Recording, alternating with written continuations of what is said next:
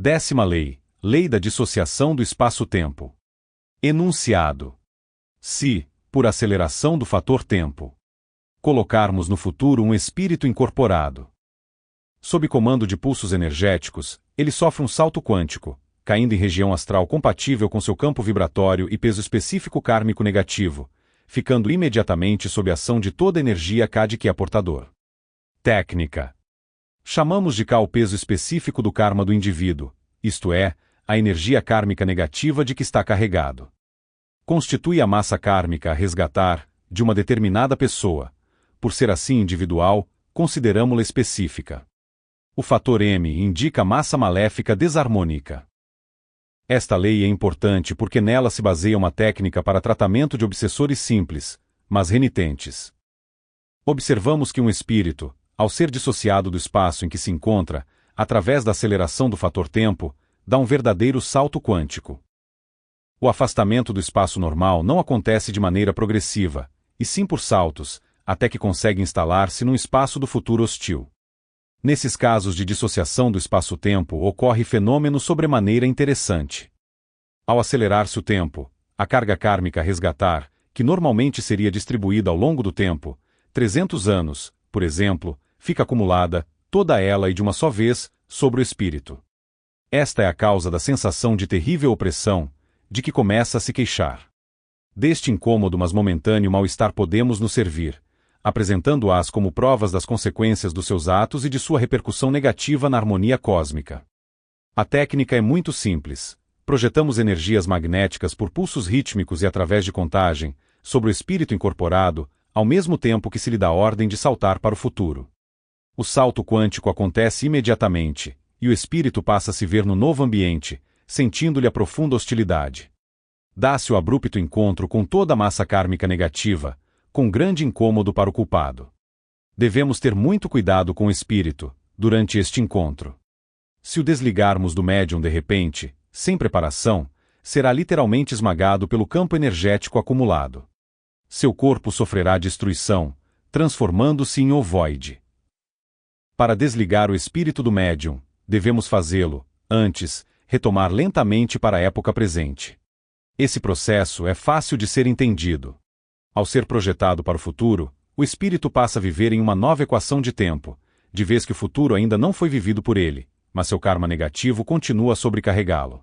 Como este K ainda não foi resgatado, também não foi distribuído ao longo do tempo, fica condensado e acumulado sobre seu corpo astral, comprimindo. Se, de repente, o desligarmos do médium, toda a massa negativa precipita-se sobre ele de uma vez só. E ei-lo reduzido ao ovoide. Explicamos melhor. É como se esse espírito possuísse um caminhão de tijolos a ser descarregado ao longo de sucessivos amanhãs, mas que tivesse atirada toda essa carga de uma só vez sobre sua cabeça, por acidente. O esmagamento seria inevitável. 11ª lei, lei da ação telúrica sobre os espíritos desencarnados que evitam a reencarnação. Enunciado.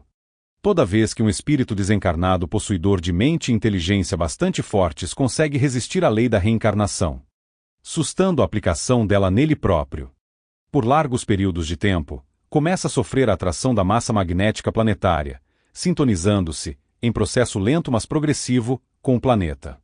Sofre apoucamento do padrão vibratório, porque o planeta exerce sobre ele uma ação destrutiva, deformante, que deteriora a forma do espírito e de tudo que o cerca, em degradação lenta e inexorável. Técnica. A adaptação ao meio é da dinâmica da vida. Dela, de seus vários níveis de complexidade e degraus evolutivos, se ocupam as ciências biológicas.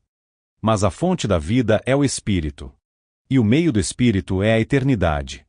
Cada vez que reencarna, mergulhando num determinado tempo do planeta, de um certo país, de uma comunidade, família e humanos com quem irá conviver, a cada nova germinação na matéria o espírito tem um reencontro com cósmicas e eternas opções.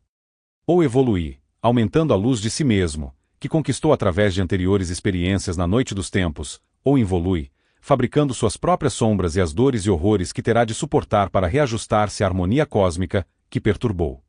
De tempos em tempos, de ciclo em ciclo, passos grandes ou pequenos vão sendo dados.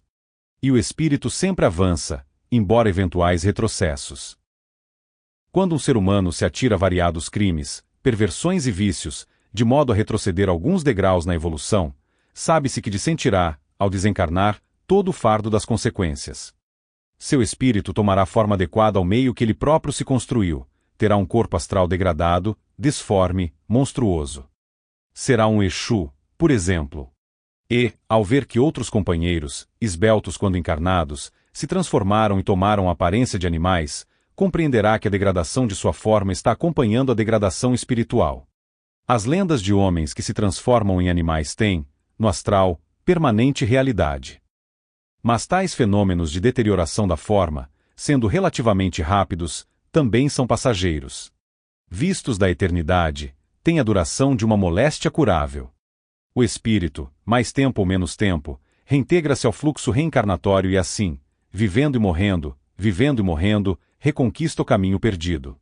Muito mais séria, porque irreversível, é a pavorosa deformação que sofrem os espíritos que transgridem sistematicamente a lei da reencarnação. Não é fenômeno comum, pois somente entidades sumamente negativas e dotadas de mente poderosa, como, por exemplo, os magos negros, têm condições e temeridade bastantes para desprezar e recusar a vida. Observamos cuidadosamente, por cerca de 5 anos. Espíritos que evitam por todos os meios reencarnar, chegando a assustar a própria reencarnação durante tempo tão dilatado que vai a milênios, começam a sofrer uma sutil, quase imperceptível mas lenta e inexorável ação do magnetismo do planeta, coercitivo e primário. O corpo astral se corrói e desgasta, o espírito perde a aparência e estética normais e vai se transformando num ser repelente. Este processo tem semelhança com o envelhecimento de uma casa em que a ação do tempo vai produzindo sinais de progressiva ruína, como deslocamento de paredes, rachaduras, perda de reboco, etc. Tão lenta é essa degradação que nem mesmo o espírito que a padece costuma percebê-la. O que é de suma gravidade, já que a deformação, segundo tudo indica, não tem reversão. Já observamos muitos magos negros com estes sinais de decadência. Mais de 30 casos. Ninguém burla as leis divinas impunemente. Quem se contrapõe ao ciclo das encarnações, repelindo oportunidades evolutivas. Quem abomina, como repugnantes, as experiências na carne. Quem prefere as ilusões do poder, através do domínio tirânico de seres encarnados ou desencarnados, aferra-se, inconsciente e automaticamente, à massa do planeta. E se afunda nele, em trágico retrocesso. Este fenômeno só acontece com espíritos detentores de inteligência e poder mental suficientes para assustar as próprias reencarnações durante séculos. Espíritos inteligentes. De grande poder mental. Mas inferiores, pois ainda sujeitos à roda das encarnações e dependentes delas para subir na escada evolutiva. Nos espíritos superiores que, por mérito evolutivo, não mais precisam encarnar, esse ripo de degradação jamais acontece. Eles estão redentos, escapam ao magnetismo do planeta em razão do grau de desmaterialização que já atingiram. Temos aprendido que o conhecimento dessa lei de ação telúrica é da mais alta importância. Ela nos enseja profundas lições espirituais ao desvelar a evolução dos seres. E esclarece, também, esses espíritos endurecidos, envelhecidos do mal através do poder maléfico de suas mentes. A importância da lei nos leva a ilustrá-la com a apresentação de um caso. Esperamos que fiquem bem claros, assim, os detalhes da técnica de sua aplicação. Ilustração. Narrativa de tratamento, por desdobramento apométrico, de caso de obsessão complexa, provocado por mago negro afetado pela ação telúrica. Paciente, LS jovem de 23 anos, do lar, casada há poucos meses. Comparece à casa do Jardim em outubro de 1985, trazida pela genitora. Encontra-se em lastimável estado de abatimento psíquico e prostração física.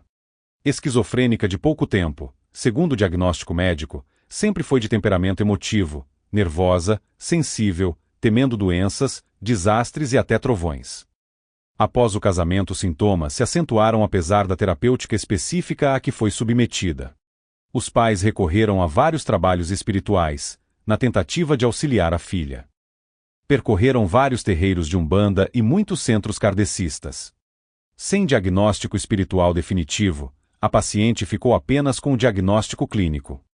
Além da prostração, as manifestações patológicas se resumem à alucinação auditiva, mania de perseguição, temores exagerados, angústia insuportável e desespero que a coloca à beira da alienação mental. Exame. Constatamos, de imediato, que se trata de caso de obsessão complexa. Além de estar sofrendo influência de seres perversos, verdadeiros profissionais do mal, logo se manifesta o autor intelectual do processo obsessivo.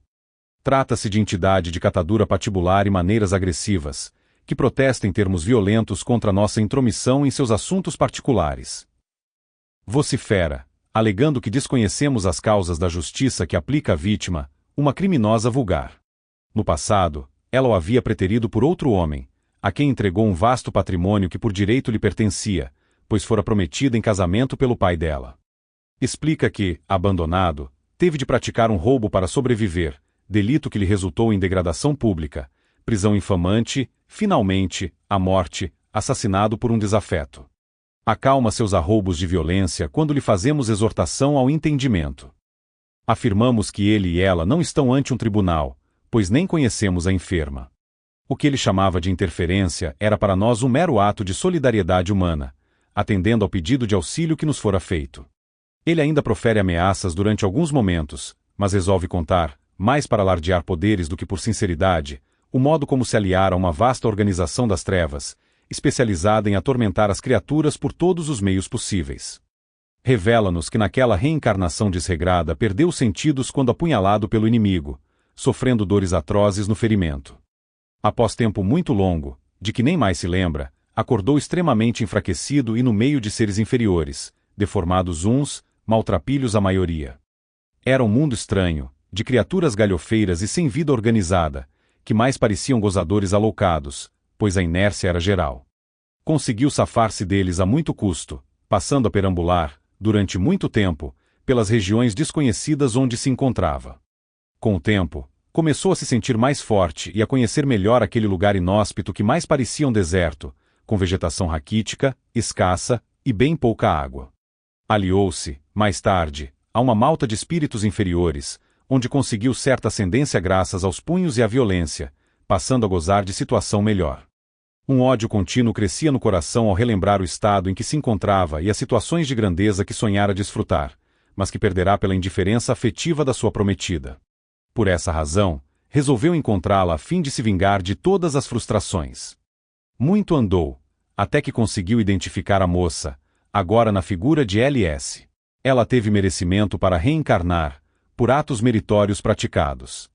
Trouxe, porém, também ela, sérias dívidas kármicas a resgatar, consequência de grandes deslizes em encarnações anteriores, ocasiões em que, junto com seu atual perseguidor, desviara-se de deveres conjugais sagrados.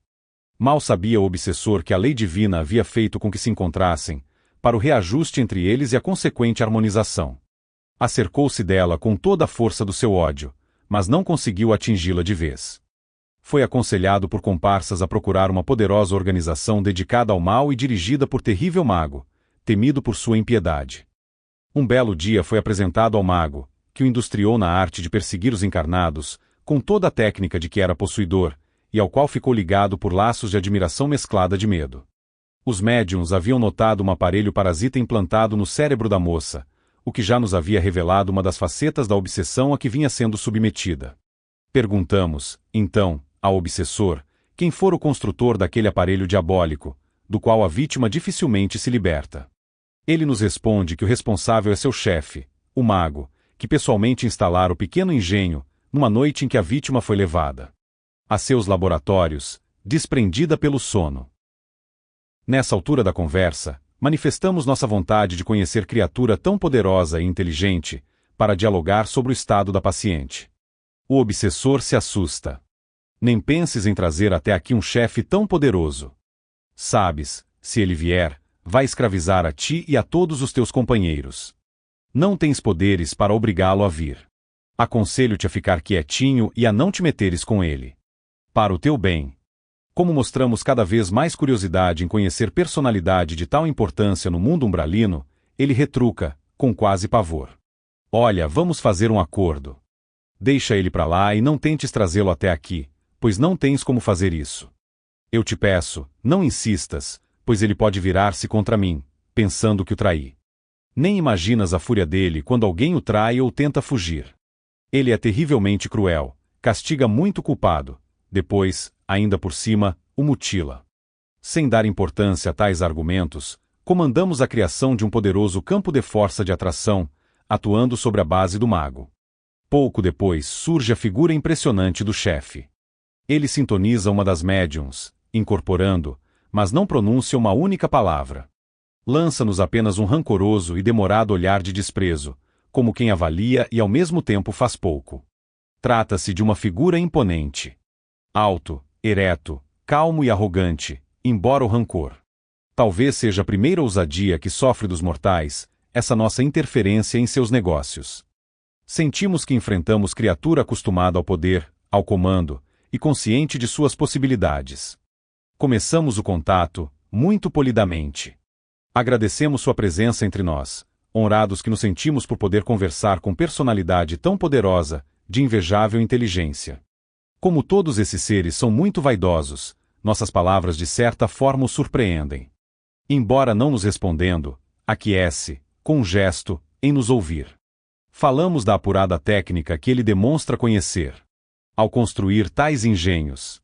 E elogiamos seu avançado conhecimento da fisiologia do sistema nervoso.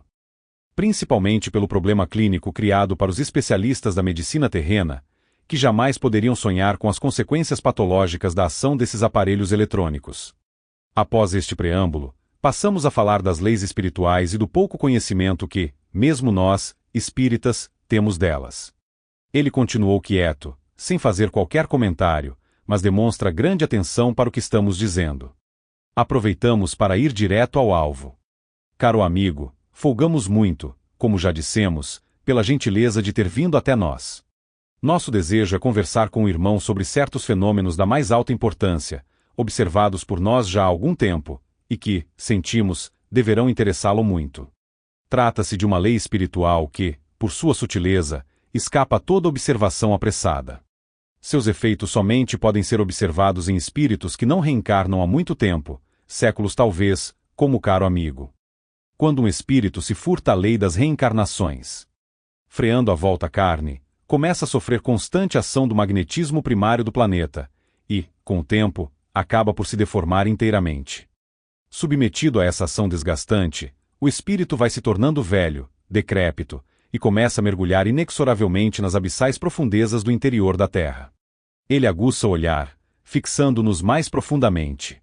Mas não se digna a falar. Continuamos. Vamos fazer uma demonstração ao amigo. Gostaríamos de que observasse se, de fato, é verdade o que afirmamos. Vamos baixar um pouco sua frequência vibratória, apenas para ligá-lo mais fortemente ao gênero de obra que pratica. O irmão perceberá que já entrou nesse processo deformante, embora não tenha notado o horroroso fenômeno que o está afetando.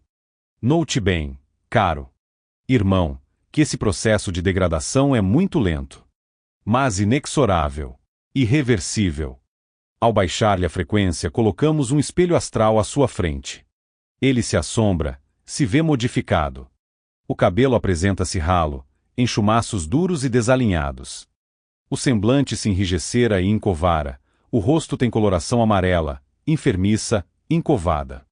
A própria roupa demonstra sinais de envelhecimento, com partes puídas e sujas. Insistimos. Caro irmão, vamos repetir a técnica, para que o amigo observe com mais perfeição a realidade dessa lei. Refazemos a experiência com bastante calma, de modo que o mago possa senti-la e vivê-la.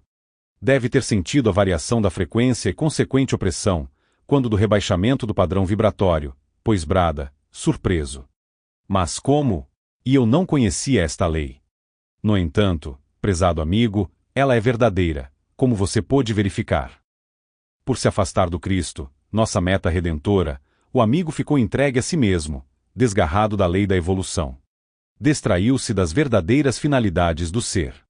Porque preocupado unicamente em exibir seus poderes sobre um grupo de escravos misérrimos, que obedecem por temor, empregando toda a inteligência no triste mister de atormentar seus irmãos em evolução. Agora, meu caro, deve arrostar as consequências de seus atos. Chegou o momento da colheita do que plantou com tanto afinco. Perplexo, o mago parece meditar. Prosseguimos. Meu amigo, agora se abrem para você duas alternativas. Você poderá levar a vida que vem tendo. Mas aumentará, obviamente, o volume dos erros que já lhe pesam na consciência e toda a carga que lhe reserva o tempestuoso futuro, com horrores sem conta a resgatar. Continuará entregue à ação irreversível do próprio planeta que, dentro de pouco tempo, haverá de tolhê-lo por completo, petrificando por tempo indeterminado em regiões infernais. Já a outra alternativa é tomar outro rumo, desvencilhar-se disso tudo. Mar-se abandonar imediata e definitivamente a crueldade e o arremedo de poder sobre criaturas indefesas. Deve preparar-se, desde já, para enfrentar com coragem os resgates que terá pela frente, até poder reiniciar o trabalho no bem como antigo iniciado que é. Observe, caro irmão, que esta noite é de máxima importância para seu destino. Tome a decisão livremente, que nós, aqui, pretendemos auxiliá-lo. O chefe se curva, mudo. Momentos depois, faz gestos de assentimento com a cabeça. Concorda em seguir nossa orientação. Prosseguimos. Caro irmão, sentimos-nos felizes por sua decisão de voltar para Jesus. Mas é preciso que você seja despojado desses poderes iniciáticos que só irão perturbar sua próxima encarnação.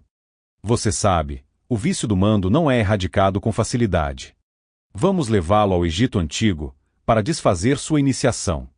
O mago é conduzido ao passado, para a retirada de seus poderes, amuletos, orações sagradas, objetos sacros, registro no templo.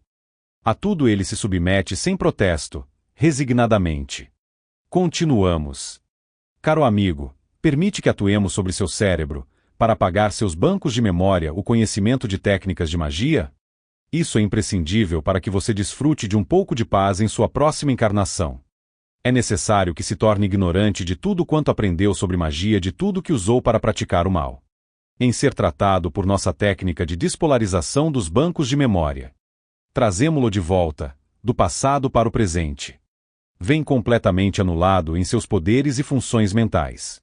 As equipes do Hospital Amor e Caridade o levam para tratamento pré-encarnatório. A base que habitava, no astral inferior, foi desativada. Seus comandados são recolhidos. Para a recuperação.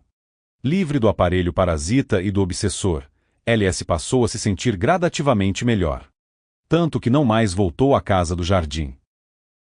Gostaríamos de que os trabalhadores nas lides desobsessivas observassem o funcionamento dessa lei, de modo a confirmar ou informar o resultado de nossas pesquisas. Já tratamos muitos outros magos, cerca de 30, afetados por essa lei identificada na casa do jardim, após anos de observações. O sucesso é sempre certo, sem violências ou constrangimentos para as entidades. Conhecendo os efeitos dessa lei, que atua sobre todos os seres em evolução na psicosfera do planeta, eles a tudo se submetem. A lei de ação telúrica pode ser formulada matematicamente. Se chamarmos delta a deformação que sofre o espírito, m a malignidade que ele representa, e t o tempo que roubou das encarnações, teremos. Se quisermos saber o grau de malignidade de que é portador, encontraremos. 12ª lei, lei do choque do tempo. Enunciado. Toda vez que levarmos ao passado espírito desencarnado e incorporado em médium, fica ele sujeito a outra equação de tempo. Nessa situação, cessa o desenrolar da sequência do tempo tal como conhecemos, ficando o fenômeno temporal atual sobreposto ao passado. O deslocamento cria tensão de energia potencial entre a situação presente e os deslocamentos para o passado. Enquanto o espírito permanecer incorporado ao médium, nada lhe acontece, apenas passa a viver e vislumbrar a nova situação ambiental que lhe foi imposta. No entanto, se for bruscamente desligado do médium, sai do campo de proteção do mediador e fica como que solto na outra dimensão espaço-temporal. Recebe em cheio, então, a energia potencial criada pelo deslocamento. Essa energia é suficientemente forte para destruir sua estrutura astral através do choque que se produz. E ele se reduz ao void vestido apenas por suas estruturas espirituais superiores, corpus átmico, búdico e mental superior. Para que um espírito não sofra tal agressão quando submetido a tratamentos no passado, é necessário trazê-lo lentamente de volta ao presente, através de contagem regressiva. Técnica. Descrita em leis anteriores. Emprego de pulsos energéticos através de contagem. Ilustração. Narrativa de atendimento a paciente assediada por malta de espíritos obsessores, integrantes de hostes de magia negra. Começamos o atendimento desmanchando campos magnéticos negativos. E capturamos os comandos das trevas. Um dos chefes, o mais forte, logo se apresenta, fazendo alarde de poderes extraordinários, desafiando-nos a reduzi-la à impotência, se pudermos. Ri, ao ouvir nosso convite para que passe para a bandeira do Cristo. Revela que é um orixá defendido por poderes desconhecidos dos mortais. Respondemos-lhe que nenhum orixá verdadeiro trabalha para o mal, como ele vinha fazendo, e que agora terá de fazer uma longa viagem conosco, para o passado, onde lhe serão retirados todos os poderes. Ele continua rindo. Reafirma sua superioridade, duvida das nossas condições de conduzi-lo aos templos do Egito Antigo. Chegado ao Egito, e quando vamos iniciar a retirada dos poderes, ele se rebela. Grita que vai embora, e que ninguém pode impedi-lo. Como possui muita força mental, rompe abruptamente suas ligações magnéticas com o médium, afastando-se. Mas imediatamente comandamos a formação de poderoso campo de força, obrigando-o a voltar para o médium. Com surpresa, porém, constatamos que a entidade se encontra completamente anulada, apresentando a clássica síndrome de descerebração cortical, isto é, está inconsciente, em estado semelhante ao de coma. Ao deslocar-se do médium, o falso orixá recebeu o choque do tempo, desestruturando-se. Ele não conhecia esta lei e seus fenômenos. Observe-se que, nesta lei, não há interferência da massa kármica, como se vê na lei anterior. No passado o espírito se defronta com acontecimentos já vividos. Podemos deduzir, pelo relato, que o tempo é, também, constituído por energia. 13ª lei, lei da influência dos espíritos desencarnados, em sofrimento, vivendo ainda no passado, sobre o presente dos doentes obsediados. Enunciado. Enquanto houver espíritos em sofrimento no passado de um obsediado, tratamentos de desobsessão não alcançarão pleno êxito, continuando o enfermo encarnado com períodos de melhora, seguidos por outros de profunda depressão ou de agitação psicomotora. Técnica.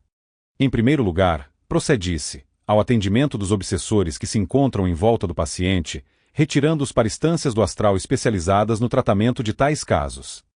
Nunca se deve esquecer que obsessor, ou qualquer sofredor, só se atende uma única vez. Se bem feito o tratamento, com assistência espiritual devida, todos os espíritos malfazejos são retirados definitivamente, num único contato. Deixar obsessores soltos, após breve esclarecimento evangélico, é um erro. Não é com um simples diálogo de alguns minutos que se demovem perseguidores renitentes. Reafirmamos, esse procedimento clássico torna o trabalho inócuo e até prejudicial. A remoção de todos esses seres pode ser feita em algumas sessões. Se o doente, depois, não apresentar melhoras definitivas, devemos dar início ao estudo de suas encarnações anteriores. Para tanto, abrimos as frequências dessas encarnações, para atendimento aos espíritos que estacionaram no tempo. Todos eles, quase sempre, são profundos sofredores. Alguns ainda se encontram acorrentados em masmorras, outros vivem em cavernas ou se escondem em bosques, temerosos, famintos, esfarrapados. Eles maldizem quem os prejudicou, formando campos magnéticos de ódio, desespero e dor, profundamente prejudiciais. Quando o enfermo encarnado recebe o alívio que se segue ao afastamento dos espíritos mais próximos, os que estão na atual encarnação, esse alívio não se consolida porque as faixas vibratórias de baixa frequência, oriundas do passado, refluem e se tornam presentes, por ressonância vibratória. O enfermo encarnado, partícipe ou causante daqueles passados barbarismos, continua a receber as emanações dessas faixas de dor e ódio. Sente, também ele, íntima e indefinida angústia, sofrimento, desespero. E somente terá paz se o passado for passado a limpo. De encarnação a encarnação, vai-se limpando essas faixas do passado. Espíritos enfermos, dementados e torturados, são recolhidos para o tempo presente e internados em casas de caridade do astral, para tratamento eficiente. E ao final, quando o enfermo encarnado manifesta sinais de que sua cura se consolida, o persistente trabalho de desobsessão, aprofundando-se no passado, terá conduzido à regeneração e à luz centenas, quando não milhares de irmãos desencarnados.